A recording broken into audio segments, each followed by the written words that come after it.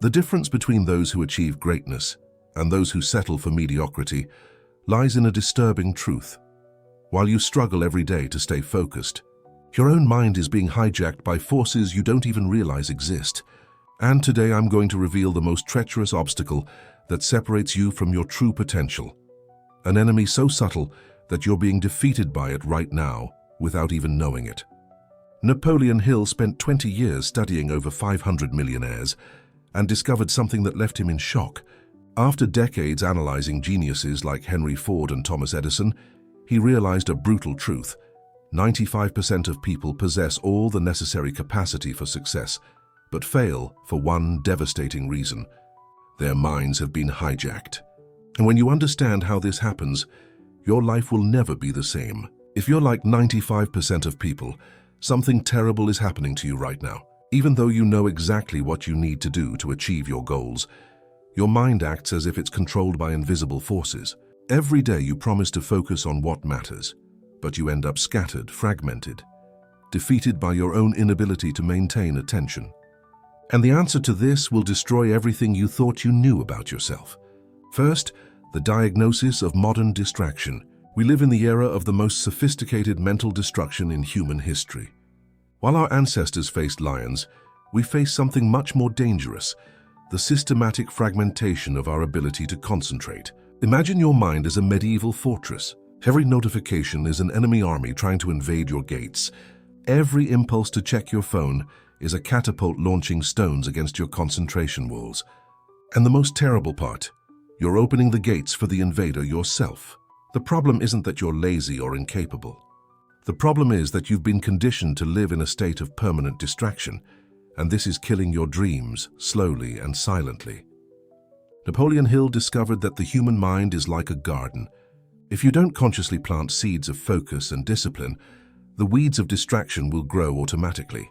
And these weeds aren't just inconveniences, they are dream killers. Your brain was designed to survive, not to thrive. For millions of years, our brains evolved to constantly detect threats, seek out novelty, and conserve energy. These characteristics that kept us alive as a species have now become the very prisons that prevent our personal evolution. Think of your brain as an ultra-modern security system, but programmed for a reality that no longer exists. It triggers alarms for threats that are just emails. It seeks out novelty that's just digital distraction. It's like having a paranoid bodyguard who protects you from imaginary dangers, while the real thieves, procrastination, dispersion, mediocrity, steal your dreams through the back door. Every time you pick up your phone without a specific purpose, every time you allow your thoughts to wander during an important task, you're reinforcing neural pathways that keep you small. Your mind is literally being reprogrammed for mediocrity. Thomas Edison, who revolutionized the world with over 1,000 inventions, faced this same challenge. He discovered that an undisciplined mind is like wild electricity. It has immense power, but without direction, it can destroy everything around it. Edison developed specific rituals to channel his mental energy, and that's what separated him from the failed inventors of his time. Henry Ford faced mockery and doubt when he decided to revolutionize the automotive industry. But Ford understood something his critics didn't comprehend: the ability to maintain unwavering focus on a vision, even when the whole world says you're wrong, is what separates visionaries from dreamers. Third, the invisible cost of fragmentation. You need to understand a brutal truth. Every time your attention is fragmented, you don't just lose a few seconds or minutes. You lose momentum. You lose depth. You lose the ability to access the mental states where true creation and growth happen. It's like trying to boil water, but turning off the heat every 2 minutes. The water never boils. Your mind never reaches the boiling point where truly powerful ideas emerge. Science shows us that it takes, on average, 23 minutes to fully recover focus after an interruption. If you're interrupted just 3 times per hour, your mind never manages to enter the high-performance states where magic happens. You live permanently on the surface of your own capacity, like a diver who never manages to go beyond the shallow end. Jack Ma, the visionary who created Alibaba, once said something that goes straight to the heart of this issue. The biggest mistake you can make is fighting external enemies when your real enemies are inside you. And the most devastating internal enemy is your inability to control where your attention goes. Think of it this way. If your mind were a company and your attention were your most valuable resource, you'd be going bankrupt every day. You're wasting your most precious asset on things that not only don't bring you closer to your goals, but actively move you away from them. Fourth, the illusion of multitasking. What you call multitasking is actually task switching, rapidly alternating between tasks. The great achievers in history had one characteristic in common. They were monsters of singular focus. They understood that greatness doesn't come from doing many things adequately, but from doing few things with absolute excellence. Imagine a juggler trying to keep 10 balls in the air, but instead of balls, they're your responsibilities. It looks impressive from afar, but look closer. He's not actually holding them all at the same time. He's desperately throwing one up while trying to catch another that's falling. Eventually, they all fall. Every time you shift focus, your brain needs to spend energy to reorient itself. It's like constantly stopping and accelerating while driving. You not only reach your destination slower, but you also burn much more fuel in the process. Fifth, the dopamine hijack. Your mind has been hacked. The same companies that created the platforms you use every day employ neuroscientists and behavioral psychologists whose sole job is to make their products more addictive. Think of your brain as a casino. Each notification is a slot machine playing its seductive tune. Each like is a small victory that makes you want to bet more. Each infinite scroll is like pulling the lever, hoping for the next prize. And just like in casinos, the house always wins. Except what you're losing isn't money, it's your ability to feel satisfaction from real achievements. Each notification releases small doses of dopamine. The problem is that these artificial rewards are desensitizing your brain to the real rewards that come from hard work and genuine growth. You're literally being conditioned to accept instant and superficial gratifications instead of pursuing the deep and lasting rewards that come from building something meaningful. Your motivation system is being reprogrammed to seek external stimuli instead of internal satisfaction. Rockefeller understood this before the digital era even existed. He knew that mental discipline was like a muscle. The more you exercise it, the stronger it gets. But if you allow it to be constantly interrupted and fragmented, it atrophies. And an atrophied mind cannot build empires. Sixth, the prison of reactivity. Most people live in reactive mode. They wake up and immediately start responding to external demands, emails, messages, notifications, other people's emergencies. Visualize a firefighter who spends the entire day putting out small fires, a burnt pan here, a paper that caught fire there. At the end of the day, he's exhausted, covered in soot, but realizes that while he was putting out these insignificant flames, his own house was on fire. This is how you live when you're constantly reacting to others' urgencies instead of building your own priorities. Living reactively is like being a ship without an anchor in rough seas. You'll be taken wherever the waves want to take you, not where you want to go. When you live reactively, you're not building your life, you're allowing your life to be built by circumstances and other people's demands. You become an extra in your own story, instead of being the protagonist. Napoleon Hill discovered that all great achievers had one habit in common. They fiercely protected their first hours of the day. They understood that how you start the day determines the quality of everything else. If you start by reacting, you spend the entire day in survival mode. If you start by creating, you can spend the day building. But here's the crucial point that will change everything for you. All this fragmentation, all this distraction, all this reactivity, they're not flaws in the modern system. They're features. The world was designed to keep you scattered, because scattered minds are easier to control, easier to influence, easier to sell to. However, there is a way out of this mental trap. Napoleon Hill discovered something that completely changes the game. He found a method that not only protects your mind from fragmentation, but actually uses the very forces trying to distract you as fuel for your evolution. And this method will be revealed in the next part of this journey. Remember, your moment is now. The question isn't whether you'll face the battle for your attention. This battle is already happening, whether you participate consciously or not. The question is, will you continue being a passive victim of this war, or will you become a conscious warrior of your own mind? And Napoleon Hill didn't stop there. He realized he had discovered something revolutionary, something that could transform not just Andrew Carnegie's life, but the life of anyone willing to apply these fundamental principles. Hill spent the next 20 years studying the habits, strategies, and secrets of America's most successful men. Henry Ford, Thomas Edison, John D. Rockefeller, Alexander Graham Bell. They all shared the same mental patterns, the same daily rituals, the same thinking methodology. But here's what will surprise you. The method he discovered is so simple that you'll question why you didn't apply it before, and so powerful that it can transform your life in a matter of weeks. And today I'm going to reveal to you exactly what this method is.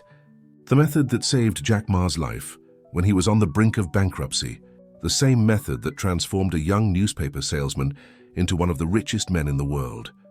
This method is based on 7 fundamental principles that, when applied consistently, transform fragmented minds into unstoppable forces of achievement. 1. The power of defining your purpose. The first secret that Napoleon Hill discovered is that every successful person possesses a clear and specific definition of their main purpose. Not a vague desire, not a distant hope, but a definition as precise as an address. Think of your purpose as the GPS of your life. If you type shopping into your GPS, it will show you 50 options and you'll get lost. But if you type 1247 Broadway Avenue, Suite 205, Blue Moon Electronics, it plots an exact route. Your subconscious mind works the same way. It needs precise coordinates. Henry Ford didn't vaguely dream of making cars. He specifically defined, "I will create an automobile that every working American can afford." Thomas Edison didn't think generically about inventing something useful. His definition was, "I will create an electric lamp that will replace all the candles and oil lamps in the world." But do you see the difference? Specificity is what separates dreamers from achievers. When Jack Ma was bankrupt in 1999, he didn't say, "I want to be rich." He defined, "I will create a platform that connects small businesses worldwide to global markets." This specific definition guided every decision, every action, every sacrifice for the following years. Your subconscious mind cannot work with vague instructions. It needs precise coordinates, like a GPS that needs an exact address to calculate the most efficient route. 2. The ritual of concentrated visualization. Napoleon Hill discovered that all successful people practice the same daily ritual. They dedicated at least 20 minutes per day, visualizing their goal as if it were already reality. Imagine your mind as a private cinema, where you are the director, the main actor, and the audience. It wasn't just passive visualization, like watching a faded black and white movie. It was active visualization in high definition, with all senses engaged. They didn't just see success. They felt the emotions of success. They heard the sounds of success. They physically experienced what success felt like. Andrew Carnegie visualized his steel mills operating at full capacity every day. He saw the workers, heard the roar of the machinery, felt the heat of the blast furnaces, and most importantly, he felt the satisfaction of knowing he was providing the steel that would build the backbone of America. Thomas Edison, before each experiment, visualized the lamp working perfectly. He saw the light shining, felt the heat of the filament, imagined people reading at night thanks to his invention. Jack Ma, during the difficult years, visualized millions of small business owners worldwide prospering through his platform. He saw families celebrating the success of their ventures. He felt the joy of having created opportunities for everyday entrepreneurs. Your subconscious mind cannot distinguish between vivid imaginary experiences and real experiences. When you visualize with all your senses, you are literally programming your brain to recognize and create the necessary opportunities. But visualization alone is not enough. This is where the third element comes in, that transforms dreams into tangible reality. 3. The strategy of persistent action. The third principle that Hill discovered is that success doesn't come to those who act sporadically. It comes to those who develop the habit of persistent and directed action. Think about the difference between a drop of water occasionally falling on a stone and a river that flows constantly. The occasional drop leaves no mark, but the river, with its persistent and directed force, carves entire canyons through the hardest rock. Henry Ford faced 5 bankruptcies before creating the Ford Motor Company, but he never stopped taking action. Each bankruptcy was seen as education, not as failure. Each obstacle was analyzed, understood, and transformed into knowledge for the next attempt.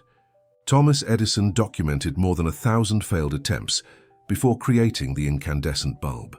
When asked about his failures, he replied, "I didn't fail 1,000 times. I discovered 1,000 ways not to make a lamp." Jack Ma heard no from investors more than 300 times before getting his first funding. But he had a specific strategy. Each no was an opportunity to refine his presentation, perfect his proposal, and strengthen his determination. 4. Mastering the mind through self-discipline. Napoleon Hill realized that all successful people developed extraordinary control over their thoughts and emotions. They didn't allow external circumstances to dictate their internal mental state. Imagine your mind as a garden. Most people let any seed, worries, fears, distractions germinate freely. Successful people are meticulous gardeners. They consciously choose which seeds to plant, water only the thoughts they want to grow, and pull out mental weeds before they contaminate the entire harvest. Andrew Carnegie created what he called the Power Hour, 60 minutes every morning, dedicated exclusively to planning and mental conditioning. During this hour, he reviewed his goals, visualized his successes, and mentally prepared for the day's challenges. John D. Rockefeller developed the habit of reframing every problem as a specific question. Instead of worrying about obstacles, he would ask, "What opportunity is hidden within this challenge?" This simple shift in perspective transformed anxiety into creative energy. Jack Ma created a personal morning ritual that he practiced even during the toughest days. Every morning, he spent 15 minutes reconnecting with his greater mission. In moments of intense pressure, when investors questioned his vision, when employees doubted the company's direction, he returned to this ritual. Mental self-discipline is like a muscle. The more you train it, the stronger it becomes. The more you practice controlling your thoughts, the more natural it becomes. 5. The law of directed persistence. The fifth principle is perhaps the most powerful of all. Hill discovered that persistence isn't simply about continuing to try. It's about continuing to try with increasing intelligence. Consider the difference between a bee hitting against a closed window and a river encountering a mountain. The bee strikes the same spot repeatedly until it dies of exhaustion. The river, when it encounters a barrier, doesn't give up.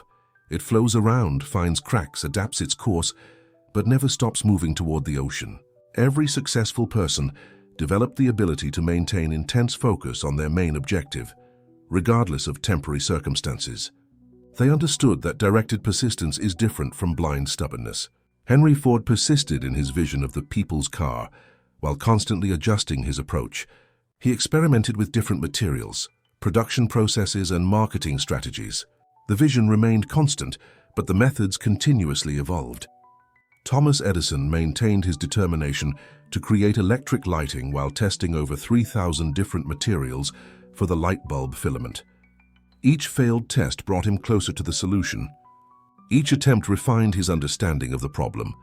Jack Ma persisted in his vision of connecting global commerce while adapting his strategy dozens of times. When the initial business model didn't work, he pivoted.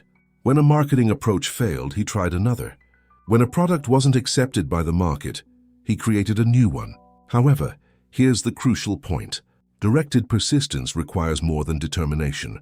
It requires the ability to learn quickly, adapt constantly, and maintain focus on the final objective. 6. Programming the subconscious through repetition. Napoleon Hill discovered that the subconscious mind accepts as truth whatever is repeated with emotion and conviction. All successful people mastered the art of positive self-suggestion. Think of your subconscious as an extremely loyal employee who needs clear and repeated instructions. If you tell yourself, "I am a failure," 100 times with emotion, it will work tirelessly to prove you're right.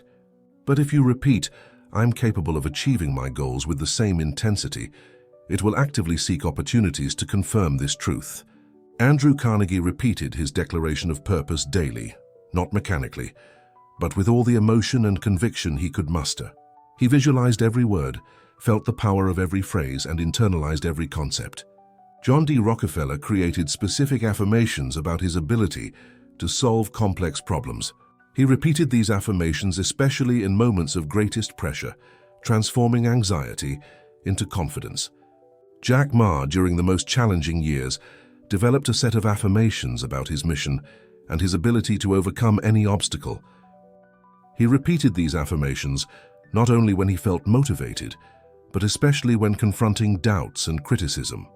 Repetition with emotion creates deep neural grooves. Your subconscious mind begins to accept these affirmations as instructions for action. It directs your attention to opportunities that confirm these programmed truths. Now we come to the final principle, perhaps the most counterintuitive of all 7, transforming fear into driving force. The final secret Hill discovered is that successful people don't eliminate fear. They transform fear into fuel for focused action. Think of fear as electricity, pure energy. You can let it run wild and cause a destructive fire in your mind, or you can channel it through the right wires and use it to illuminate your entire life. Fear of failure, when properly directed, becomes meticulous preparation. Fear of rejection transforms into continuous improvement. Henry Ford felt fear every time he expanded his operation, but he transformed this fear into more detailed planning, more intensive preparation, and more decisive action. Thomas Edison feared that another inventor might develop electric light before him.